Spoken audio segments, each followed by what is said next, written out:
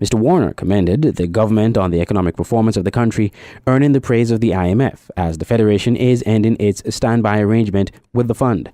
However, he was keen to point out that the IMF was concerned with the government relying mainly on receipts of the Citizenship by Investment program through the SIDF for sustaining the economy.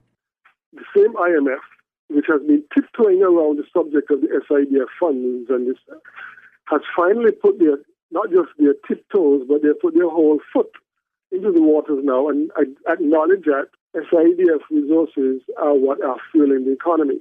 They are in favor of it being reduced.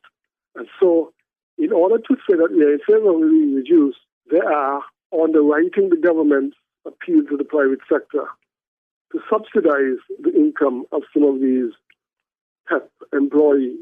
But their entire statement of promise and goodwill is countered by saying there are critical challenges to face. They are concerned about further reforms needed in the business environment. They are concerned about growth in the public sector workforce. They're concerned about sound public sector finances. And they're also concerned about the country's vulnerability to exogenous shocks, as they call it. And we can't forget that in their last report, they reminded us that they expect us to sell more land in order to reduce our debt. Going forward, Mr. Warner pointed to some areas the government must focus on to improve the economy and avoid significantly increasing the debt of the country.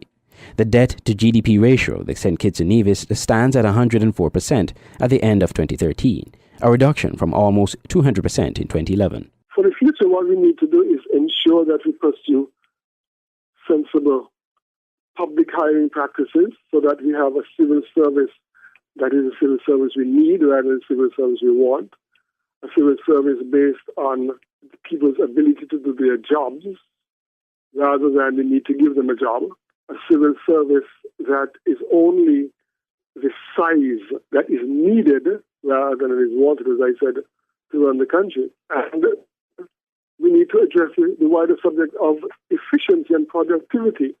We have increased we are told that we increased our employment by 19%. Are we saying that we have also filled in jobs that were waiting to be filled? Because if there were 4 people doing a job, and because of PEP, there are now 5 people doing the job, we have not increased our productivity. We simply have more workers doing the same work, and therefore we have had a loss of productivity of 25%. So employing more people does not mean you have a more productive country. It just means you have more people employed.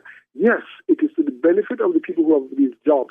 But economies are more than just money being spent. It's about efficiency.